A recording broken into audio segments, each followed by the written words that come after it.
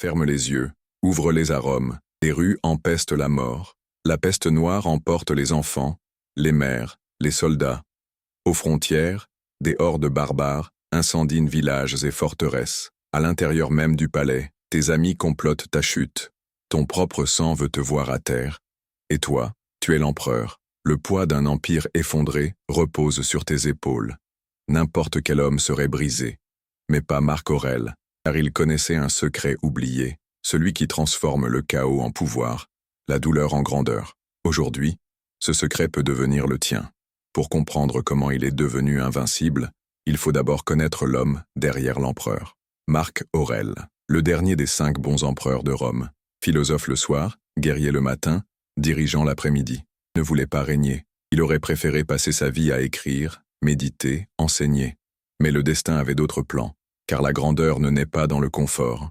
Elle naît dans le chaos. Dès son plus jeune âge, Marc a été initié à la philosophie stoïcienne. Il apprit que tout ce qui arrive dans la vie est un test, non pas pour voir ce que tu possèdes, mais pour voir qui tu es. Mais la philosophie seule ne suffit pas. Bientôt, Marc allait être confronté à une réalité brutale, un monde qui s'effondre autour de lui. Quand Marc Aurèle monta sur le trône, l'empire semblait stable. Mais rapidement, l'illusion s'effondra. Une terrible épidémie, que l'histoire appellera plus tard la peste antonine, ravagea Rome. 2000 morts par jour, parfois plus. Les rues emplies de cadavres, les temples saturés de prières vaines. Dans les provinces du Nord, les tribus germaniques profitèrent du chaos pour envahir. Chaque jour, de nouveaux rapports arrivaient. Des pertes, encore des pertes.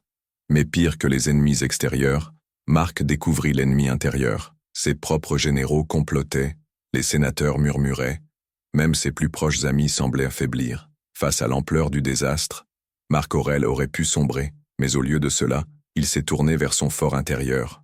Si le monde me trahit, si la maladie consume mon peuple, si la mort me saisit demain, alors je dois être prêt à tout perdre, sauf moi-même. Et c'est dans cet instant de solitude qu'il réalisa que la clé, c'était son esprit. Sa survie dépendrait de la qualité de ses pensées. Marc savait que tout commence par la pensée. Il écrivait chaque matin dans son carnet, ce que nous appelons aujourd'hui les pensées pour moi-même. Il y notait des vérités simples, mais absolues. Le bonheur de ta vie dépend de la qualité de tes pensées. Pas de prières vaines, pas d'illusions magiques. Seulement cette discipline radicale de l'esprit, choisir ce que l'on laisse entrer dans sa conscience. La peste pouvait prendre son corps, les barbares pouvaient prendre ses terres, mais personne ne pouvait prendre son esprit. Mais comment transformer cette idée en armure contre la souffrance? Marc Aurèle a alors développé 5 principes pour survivre au chaos. 1. Contrôle ce qui dépend de toi. Tout d'abord, il savait que la première clé réside dans la maîtrise de ce que tu peux réellement influencer. Ce que tu penses, ce que tu ressens, ce que tu choisis de faire. Tu as le pouvoir sur tes réactions, pas sur ce qui t'arrive. Alors, voici un exercice simple pour toi. Écris 3 choses que tu contrôles aujourd'hui. Oui, 3 choses sur lesquelles tu as un pouvoir direct. La manière dont tu réagis à un événement, ce que tu choisis de dire, ou même le temps que tu alloues à tes pensées. Une fois que tu les as, souviens-toi, tant que tu contrôles ces éléments, rien ne peut t'atteindre véritablement. 2. Accepte le destin. Amor fati. Une fois que tu contrôles ce qui est sous ton pouvoir, il faut apprendre à accepter ce qui échappe à toi. Marc Aurèle nous enseigne, aime ce qui arrive. Pas d'illusion de perfection, pas de lutte constante contre le courant. Au contraire, accueillir ce qui arrive comme une chance de grandir. Imagine que tu traverses une crise économique ou une rupture amoureuse. Ce qui semble être un désastre, Marc Aurèle l'aurait vu comme une opportunité de grandir, de forger son caractère. Ne lutte pas contre ce qui est, accepte et avance. 3. Cultive la vertu intérieure. Le chaos peut ravager les nations, mais il n'ébranle pas celui qui a un ancrage profond dans la vertu. Courage, justice, sagesse, tempérance. Ce sont ces 4 piliers qui t'aident à résister, même quand tout semble s'effondrer autour de toi. Marc Aurèle savait qu'aucune armée, aucun or, aucune position ne pouvait te donner cette invincibilité intérieure. Les véritables vertus résident dans ton esprit. Réfléchis à tes 4 vertus personnelles. Peut-être que la sagesse te guidera aujourd'hui, ou la justice te portera dans tes décisions. Peu importe ce que tu choisis, tant que tu choisis une vertu, tu choisis la paix intérieure. 4. Pratique la visualisation négative. Préméditatio. Visualiser l'inévitable. Marc Aurèle conseillait d'imaginer chaque jour, non pas la perfection, mais la perte. Perdre ce que tu tiens de plus cher. Pourquoi? non pas pour devenir amer ou cynique, mais pour devenir invincible. Cela te prépare mentalement à tout ce qui pourrait arriver. Un accident, une trahison, une faillite. En visualisant ce qui pourrait arriver, tu réduis le choc émotionnel. Alors aujourd'hui, imagine-toi perdre quelque chose que tu aimes profondément. Non pas pour te décourager, mais pour te renforcer. Cela te rend plus résistant aux épreuves réelles de la vie. 5. Souviens-toi de ta mortalité. Memento mori. Tu es poussière, et à la poussière, tu retourneras. Marc Aurèle ne parlait pas de la mort pour te rendre morose. Non, il en parlait pour te rappeler ce qui compte vraiment. Le temps. Chaque jour est une occasion de choisir ce que tu veux accomplir, de penser ce qui est essentiel. Chaque instant est précieux, et c'est la conscience de notre finitude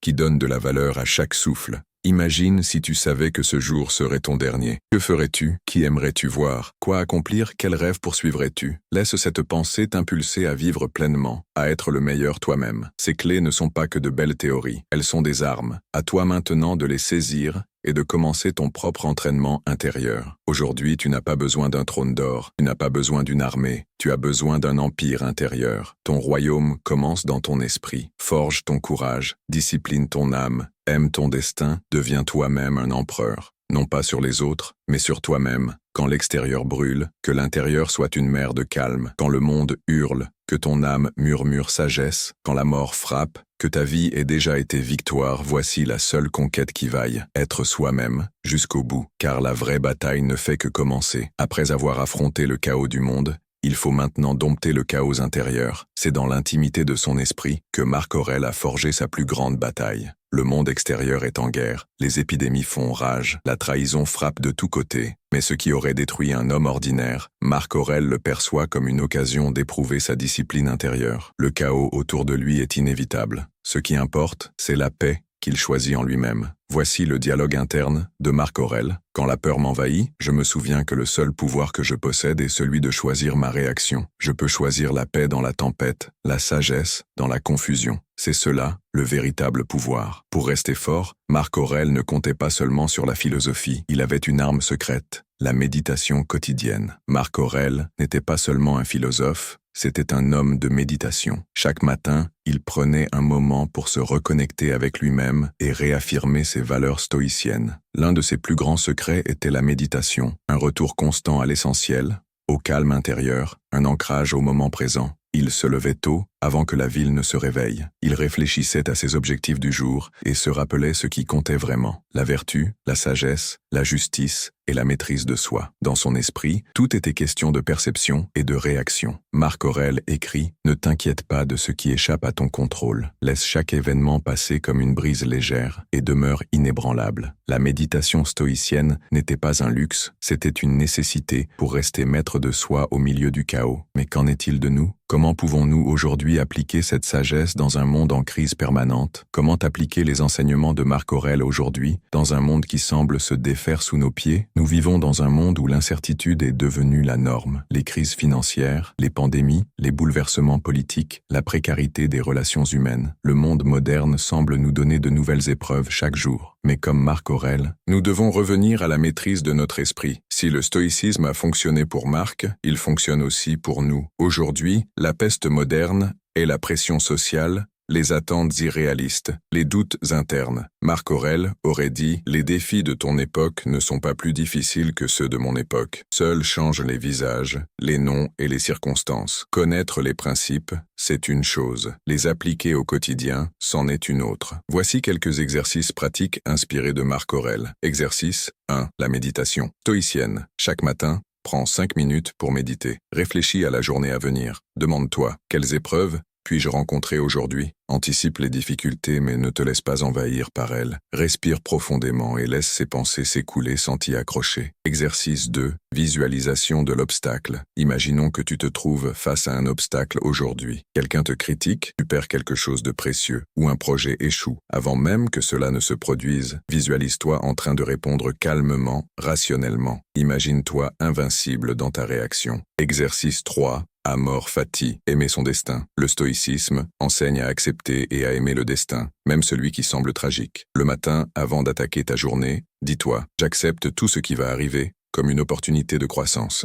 Exercice 4. Prendre du recul dès que tu es confronté à une difficulté. Prends une pause. Respire. Pause. Toi la question, est-ce que cela dépend de moi? Sinon, pourquoi m'en préoccuper? Alors, es-tu prêt à marcher sur les traces de Marc Aurèle? La plus grande conquête de Marc Aurèle n'a pas été la prise de territoire, mais la conquête de son propre esprit. À travers son travail intérieur, il est devenu invincible, pas parce qu'il contrôlait tout autour de lui, mais parce qu'il contrôlait ce qu'il pouvait, sa perception, sa réaction, ses pensées. Aujourd'hui, toi aussi tu as cette possibilité. Si tu apprends à maîtriser ton esprit comme Marc Aurèle, ne sera plus jamais affecté par ce qui se passe autour de toi. Même quand la tempête fait rage, toi tu restes calme. Tu deviens un empereur de ton propre royaume intérieur. Et pour graver cette philosophie dans ton âme, écoute bien les mots que Marc Aurèle aurait pu te murmurer aujourd'hui. Marc Aurèle a prouvé qu'un homme pouvait conquérir le monde sans être affecté par lui. Aujourd'hui, toi aussi, tu peux faire de même. Le véritable empire ne se trouve pas dans les conquêtes extérieures. Il réside dans l'invincibilité intérieure. Alors commence dès aujourd'hui à appliquer les enseignements de Marc Aurèle. Fais face à la tempête avec calme. Sois invincible dans ton esprit. Et surtout, souviens-toi, tu es l'empereur de ta propre vie. Il ne dépend que de toi de vivre une vie libre et sereine. Tout est dans l'esprit, tout est dans la pensée. Et si tu maîtrises ton esprit, personne ne peut jamais te vaincre.